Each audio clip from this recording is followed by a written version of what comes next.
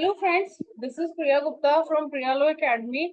As you all know that our English spoken series is going on और पिछली video में हमने बहुत सारे बेसिक्स इंग्लिश के हमने पढ़ा था और as soon as, no sooner and as को हमने लास्ट वीडियो में हमने देखा था। आज की वीडियो में हम देखेंगे did you see me plus action plus ing का क्या मीनिंग होता है। So without wasting the time let us start the class. Did you see me action plus ing mean क्या तुमने मुझे यह काम करते हुए देखा। Did you see me stealing the money क्या तुमने मुझे पैसे चुराते हुए देखा। ठीक है, तो करते हुए किसी काम को देखना उसको हम बोलते हैं did you see me action plus ing। Okay, अब इसके हम अगर रूल्स की हम बात करते हैं तो रूल्स वही होगा सेकंड पर्सन के लिए did you see me action plus ing। अगर देखा है तो I saw you action plus ing, क्योंकि देखिए I have told you past indefinite class और मैंने आपको बताया था कि when we are talking in affirmative sentences then we have to apply second form। okay, so second form here we will apply in see, it becomes so I saw you action plus ing और नहीं देखा तो I didn't see you। अब देखिए यहाँ पर see आएगा क्योंकि यहाँ पे did का यूज हो गया है, did के साथ सेकेंड फॉर्म नहीं आती। शॉर्ट में अगर मैं आप लोगों को समझाने की कोशिश करूं तो आप ये ध्यान रखिए कि डिड और सेकंड फॉर्म आपस में एक दूसरे के बहुत बड़े दुश्मन हैं, दोनों एक सेंटेंस में हो ही नहीं सकते। अगर डिड होगा सी नहीं होगा, अगर डिड होगा सेकंड फॉर्म नहीं होगी, सेकंड फॉर्म होगी डिड नहीं होगा। ठीक है, तो यहाँ पर क्योंकि डिड है इसलिए सेकंड फॉर्म नहीं होगी। I didn't saw you action plus ing but see saw you, अब यहाँ पर डिड नहीं है that's why we have applied here second form, but she saw you action plus ing। did she saw me action plus ing, क्या उसने मुझे यह काम करते हुए देखा। she saw him action plus ing, उसने उसको यह काम करते हुए देखा। But I did not see him action plus ing, but मैंने उसको यह काम करते हुए नहीं देखा। मीन्स रूल्स जो हमारे बेसिक थे वो वही होंगे जो पास्ट इंडेफिनिट के थे। इसमें चेंज सिर्फ इतना आया है कि सी प्लस सब्जेक्ट के बाद हमें एक्शन में ing का हमें यूज करना होगा। ओके, सो आई होप आप सबको समझ में आ गया होगा।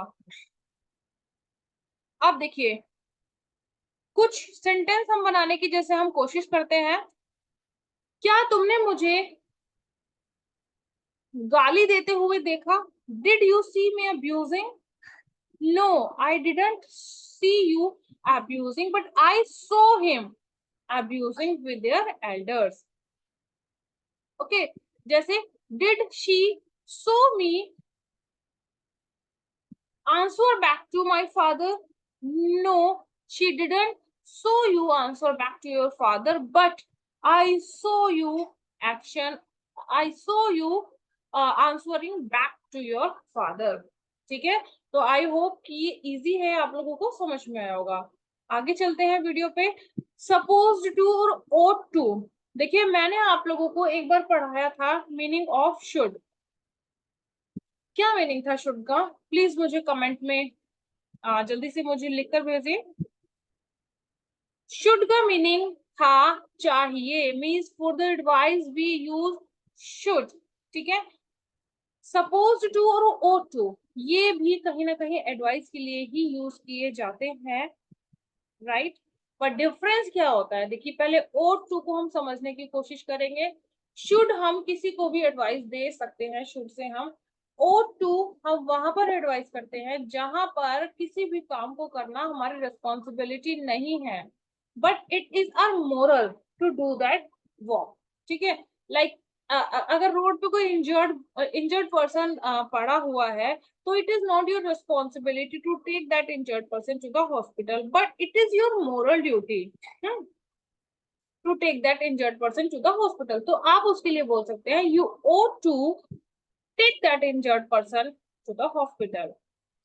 Being a good citizen, ought you ought to survey for the country. Being a good neighbor, you should help him. Correct means जहां पर काम को करना इज नॉट आवर रेस्पॉन्सिबिलिटी, बल्कि वहां पर काम को करना हमारा मोरल ड्यूटी होता है, वहां पर हम ought to का यूज करते हैं। करेक्ट। वही सपोज टू हम किसी बिल्कुल अपने खास से अगर हम बोलते हैं, जैसे कि हम अपने छोटे भाई छोटी बहन से हम बोले कि भाई तुम्हें पढ़ना चाहिए, पता नहीं तुम्हारे करियर को लेकर मेरे कितने सपने हैं, है ना। यू आर, यहाँ पर सपोज टू जब हम बात करेंगे तो आर से, you are supposed to do the study, you are supposed to serve for the India, you are supposed to practice for your competition। ठीक है, तो सपोज टू हमारा बिल्कुल कोई खास होगा जैसे, उसके लिए वी यूज सपोज टू, और मोरल ड्यूटी के लिए ओथ टू।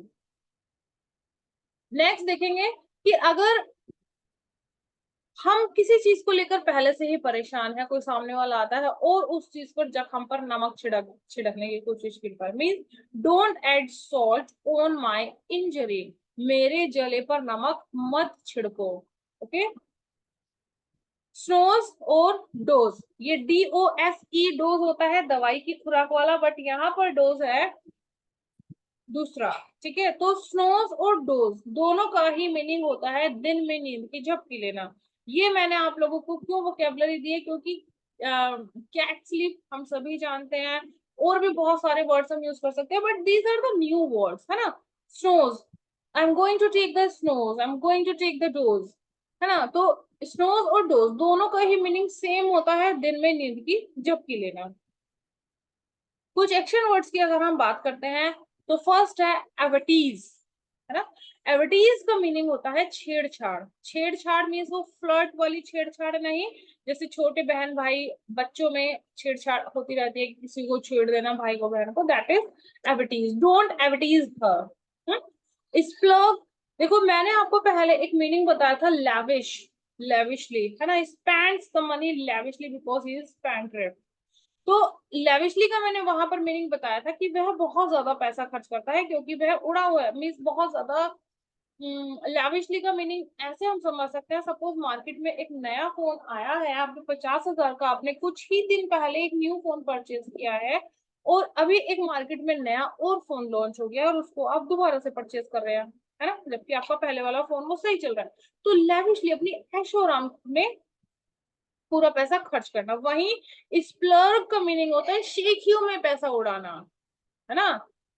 क्या शेखियों में पैसा उड़ाना मतलब कुछ नहीं दिख रहा कि पैसा का बर्बादी हो रही है, ये क्या, बस शेखियों में पैसा उड़ा दिया, है ना। फॉर एग्जाम्पल शादी ब्याहों में नोटों की गड्डियों को ऐसे उड़ा देना, that can be called splurge. Give vent to anger means गुस्से को हवा देना, पहले से ही गुस्से में हुए इंसान को और गुस्सा दिलाना, that is called give vent to the anger. Okay. Tackle, I think you all know कि what is the meaning of tackle. Tackle means किसी भी परिस्थिति से टैकल करना, किसी भी परिस्थिति का सामना करना, उससे निपटना। Okay. Come down on robbery, वह इतना नीचे गिर गया कि रॉबरी पर उतर आया, डकैती पर उतर आया। ठीक है। कम डाउन ऑन स्टीलिंग, चोरी पर उतर आना, इतना नीचे गिर जाना कि डकैती पर उतर आना। So come down on robbery. So I hope you like this class. If you like this video, so please like this video so that I could be motivated to make the new videos, and subscribe my channel. Okay, keep watching Priyalo Academy. Bye bye, take care, stay tuned.